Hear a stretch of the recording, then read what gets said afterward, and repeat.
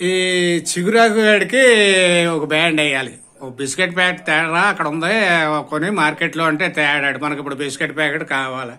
అడి చేత biscuit packet తెప్పించాలంటే ఒక బ్యాండ్ వేయాలి. బ్యాండ్ వేద్దాం. చిగురాకు, అరే ఏం లేదురా, బొంబాయి వెళ్ళాలిరా నువ్వు. బొంబాయి వెళ్ళాలి. బొంబాయి వెళ్ళాలి. అక్కడ ఏం లేదు, అక్కడ పని ఉంది, నువ్వు పని చేసి పెట్టాలి. 20,000 ఖర్చు అవుతుంది. 20,000 ఖర్చు అయినా పర్లేదురా బాబు. అక్కడ ఒక బిస్కెట్ ప్యాకెట్ అమ్ముతారు. షాప్ పేరు అది అని చెప్తాను. నువ్వు ట్రైన్ అక్కడ దిగిన వెంటనే నువ్వు ఆ బిస్కెట్ ప్యాకెట్ కొని మళ్ళీ వెంటనే ఎక్కేసుకొని వచ్చాయి. 50 రూపాయలు ఉంటుంది బిస్కెట్ ప్యాకెట్. బిస్కెట్ ప్యాకెట్ గురించి 20,000 రూపాయలు ఖర్చు ఎందుకు? ఇక్కడ దొరకమంటావా? ఇక్కడ నేను చూశాను, అక్కడ మరి దొరకలేదు. అదే కావాలా? ఆ డాక్టర్ గారు ఆ బిస్కెట్ ప్యాకెటే తినమన్నారు.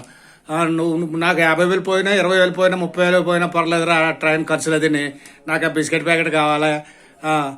రా, నీకు కూడా మంచి గిఫ్ట్ ఇస్తాను. వెళ్తే కానీ బొంబాయి చూసినట్టు ఉంటుంది. పూట అక్కడ ఉండి పట్టుకొచ్చే బిస్కెట్ ప్యాకెట్.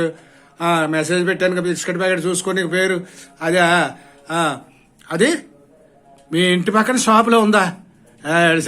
అది అలా ఉంటే నేను కొనుక్కోలేనేటి. మీ ఇంటి పక్కనే కింద కిరాణా షాపులో ఉందా? ఏడిసావు పట్టరా చూద్దాం. అలాంటి మాటలు చెప్పక మరి నాకు తెలియక నీకు చెప్పానే పని. పట్రా. ఇదన్నమాట. ఇప్పుడు ఆడు ఆ బిస్కెట్ ప్యాకెట్ పట్టుకొచ్చి ఇక్కడే ఉంది కదా, బొంబాయి వెళ్తే అమ్మంటున్నావేటి అంటాడు. మనకి పని అయిపోద్దా? ఏదో బ్యాండ్ కొట్టి పంపేస్తాం. లేకపోతే పని చేయరు ఈ రోజుల్లో కుర్రాళ్ళు. అడిగి వచ్చేసాడు. రారా ఏదో బిస్కెట్ ప్యాకెట్. అమ్మో ఇదేరా, ఎక్కడ ఉంది ఇది? మీ ఇంటి దగ్గర ఉన్నాయా? చాలా ఉన్నాయా? ఓహో సరే సరే, చాలా థ్యాంక్స్ రా. వెళ్ళు, మధ్యాహ్నం రా, టీ ఇస్తాను, వెళ్ళిపో. అది అన్నమాట.